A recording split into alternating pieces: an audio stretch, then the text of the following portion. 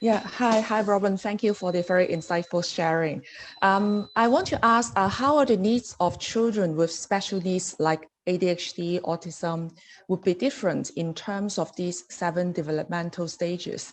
Like, would some of the needs that would straddle across the few stages or manifest in a different form? Angie, thank you for your question. I'm afraid I have to say I don't know enough in that area. I don't know enough in that area, and I have to let you down, because if I start giving answers, I may lead you in the wrong direction.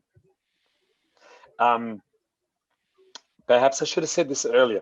Those stages of development, in the way that I narrated them, apply to the neurotypical, the so-called neurotypical. I don't know that they have found a good term for what that means, really.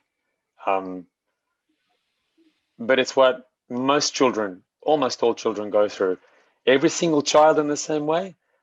I don't necessarily think so. I suspect, Angie, that on some level, some of those developmental dramas and needs must happen for every single child on the autism spectrum, etc., because those stages are so rooted in neurobiological development. All babies have an incredibly powerful oral need, the sucking reflex, and there's an emotional consequence to not having that met. Almost, every child really goes through the beginnings of sexual development, where there are changes in the whole genital area and nerve endings, etc., and that starts to impact behavior and bring in new emotions.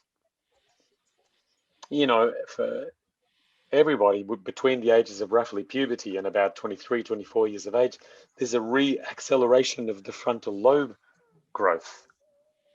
So we all go through the dramas of adolescence in one way or another. But having said that, how to respond to those needs for a child who is developmentally in a different place, such as the autism spectrum, how to respond would be different. And I would urge you to seek a lot more expertise than that which I have. I've spent my professional life, 30 years, working with what society likes to call normal. I think that's a terrible, terrible name. But if that can paint the picture for you, that's not my expertise. I'm very sorry, Angie. And I really, really wish you all the best in all of your seeking. I'm a patient of depression, and I now understand why I suffered from depression because of my childhood. I have a daughter, now 4 years old. I've been paying many attention on her, but sometimes I still express my emotions on her with bad temper. How can I heal her after my expression of emotion on her? Yeah. Hello, Hoyan. Thank you for your question. Very delicate question. Hoyan, think of those times in which you have had the spaciousness, the fullness, in which you respond to your 4-year-old daughter with patience, even if that's only happened once or twice. When you've responded to her with patience, with playfulness, with affection, perhaps that's happened a lot. And you're regretting all of the times when you got angry, explosive perhaps.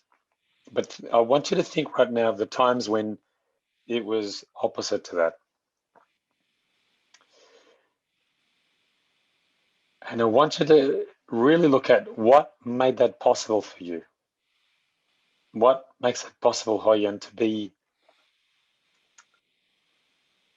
spacious, patient, affectionate, playful with your daughter. In other words, really get to know the kind of support that you need and the nourishment, the nurturance that you need so that you can give what you want to give. It shouldn't be just up to you. It's up to the people that hold you and support you. Because I can guarantee when you're feeling supported and loved and nourished in your life, in those moments, you don't get so angry with your daughter. To heal the child, heal the parent. And as you shared with us, you've been struggling with depression for a long time. And if today has helped to validate that if you feel wounded, you're not silly, it's for a good reason. And I want you to know that there are adult appropriate ways that we can receive. It doesn't take a lot, that we can receive what we once did without, and that it lifts our mood, slows us down, gives us space. So your emotional needs need to be met. You will see that your daughter, when your needs are met, your daughter won't feel so irritating. Not quite, not as much. I know children are difficult. Children are very difficult. All of us can get a bit impatient sometimes. That's why we need each other. It's so much harder with just one parent or two. Village, family, grandparents, friends, elders to help to hold you. The best parent in the world will become a not so good parent when they're robbed of the support they need. The worst parent in the world will start to evolve and improve as they start getting the support and the love that they need. The best thing for children is that the parent be held and loved. The next question is from T. Yan. She says, "Thank you very much, Robin and Karen. Your book completely transformed me and my family. I tried very hard to empathize my children, but sometimes feel drained. However, I am hesitant to ask others to help take care of my kids because I know that others will not treat my kids according to the book. They will judge them and manipulate them. It seems to me that if I rest, I am trading off my kids' well-being. Would you have any advice for me? Thank you." Yes, we have to do what we believe. We have to treat our children, raise our children according to our best belief and our sense of integrity. And the most painful thing that we face as parents is that most of our children's life will be in a world that we cannot control. We try to, we do our best, but we cannot stop all of the different influences. So very often our children will go and play with other children that will give them very bad experiences. This will happen often. Very often our children will go to places where the teachers in the school will give them very bad experiences. And it happens. And we have only a limited ability to influence that. So there's pain in the world. What we can teach our children is how to process those experiences. To know, when our children know, I was hurt today, but I deserve better. That means that when the world doesn't love them, they don't lose their self-love.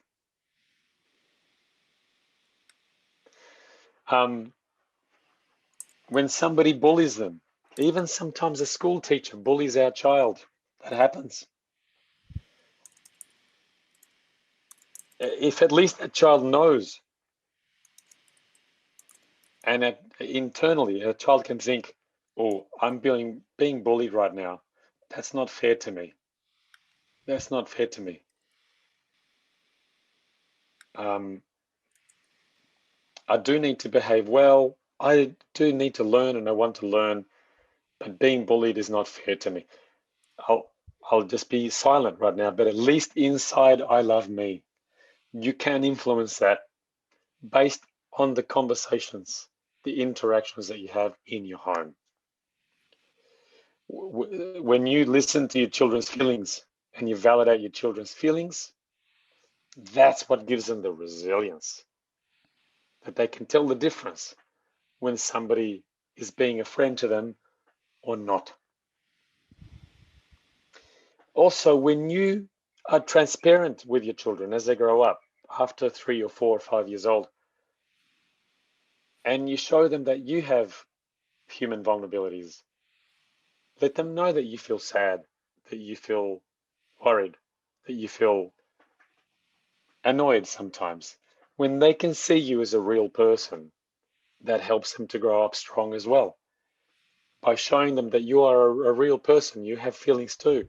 I don't mean drown your children in your feelings, but a little to show in your face and in your voice. They respect you more. They grow the neurobiology of empathy when you show them something inside you that they can feel empathy towards. Speaking your truth, listening to theirs, gives them a strong core. So even if they are in a very unjust world, they won't lose their self-love and they will stay strong. Thank you for your question. This question comes from Ying Dan. She said, I agree that we shouldn't punish and shame kids, but do you think we can let them bear the consequences by themselves so they can learn how to be responsible? How can we distinguish punishment and consequences? For example, if they miss the lunch, they need to endure the hungry feeling till dinner. If they can't finish doing homework, can we let them use the recess to make it up? Thank you. My goodness, that question is the most difficult question to define ever. And I love the question. And you will find that you'll never know 100% the difference between consequence and punishment. The important thing is that you stay curious, keep studying that for the rest of your life as a parent. I believe in consequences. You will never find a world without them. Everything I do has a consequence. If I'm a child and I mistreat my mother, if I swear at her or hit her, there's a consequence. She will be hurt. She will be angry. She's a human being. She won't want to play with me for a while. That's a real consequence. If we go too far in hiding the consequences from our child, at the moment they say, I'm bored, you give them a scream without letting them feel, etc. If when they really bother you and upset you and don't listen to you and intrude upon you and are rude to you, if you don't show them the consequence that says, I feel really annoyed right now. I don't like you doing that. I don't want to play with you when you treat me that way. If you don't show them that, just pretend everything's okay, they don't get a boundary and they can't feel you. They feel lost. And it's like having a power that you can't control, the power to hurt people without a steering wheel. So I really believe in consequences. Here's the tricky part. it's so easy to use consequences and just call it a consequence, and what you're really doing is punishment. How do we know? How do we know? Am I being honest right now, or am I just using a circumstance to cause pain because you annoyed me? The only way to know is this: self-reflection. And no one can really tell you when you're right or wrong about that. Only you can. Only you can. So please, when you say, if you didn't eat when we eat, then there's no food for you, you know, I won't question what you do as a parent. Maybe that works well in your family. I don't know. But please keep self-reflecting. Do explore inside myself, inside yourself. Am I doing that to punish? Is it completely necessary that we always eat at the same time? So we just evaluate the space from which we come. I hope that I never stop doing that as a parent. That I always continually reevaluate, where am I coming from when I say this right now? Am I punishing, or am I speaking my truth? Keep doing that. Keep self-exploring. Thank you for an excellent question. 唔該晒 Robin，因為時間關係呢，我哋就唔可以再回答其他問題啦。我想請問 Robin 有冇說話想最後向大家講？ Yes, I got some comments. I'm still thinking about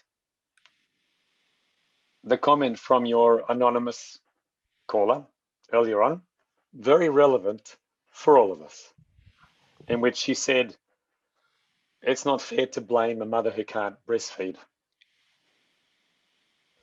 And that's why I don't blame parents. Or really, if I do my best not to. I have to be very watchful and evaluating my own voice. When blame comes up, it's the blame of my own inner child, some parts of me that carries a little anger at my mum and dad because of their imperfections. But this must be said. It goes across all discussion of developmental needs. It goes across all discussion of what children need generally, even talking about their diet. Because when you say, one example, children shouldn't eat too much sugar because it affects their brain development, their behavior, and their gut biology. Just saying that, it will bring up for a lot of people a lot of pain, a lot of guilt, and a lot of shame. What happens to all the parents that realize, I've been giving my child sugar enormous amounts every day. Are you telling me I'm bad? So with every piece of developmental information, it has the unfortunate power to trigger. It's not that it's blaming parents, but it feels painful to read about this stuff, doesn't it? It feels painful to me. It reminds me of the things that I didn't do very well for my child. That must be said. The answer to that is to understand. Every parent does their best. Every parent fails with some of these things, all of them. We can't single out one thing. Somebody didn't breastfeed, but in other ways, she was better at holding her child than most other people. Somebody was too punishing, but in other ways, they're amazing at being playful with their child. We're all these interesting compromises. So this isn't to say parents are bad. This is to say all of us are growing. All of us are learning as parents. There will always be something new to learn Let's be excited about that. Our children are not damaged from what we didn't give. Our children learning why they are crying and why they are yelling or misbehaving. That's a necessary initial step. Then we can say, well, no wonder you're upset. Then we can respond. Then healing is possible. And I hope that comes across very clearly to all of you. Respect yourselves a lot as parents. It's the toughest, hardest job on earth. It really, really is. School teachers too. And I want to thank EDiversity, and I will thank EDiversity very often, because I really respect the work that you do, the enthusiasm that you bring to your advocacy for children all over the world and for parents all over the world and for teachers. We value them enormously. And this is, with all of our imperfections and foibles, this is how we evolve our societies together with more mutual support into a more harmonious world. Thank you.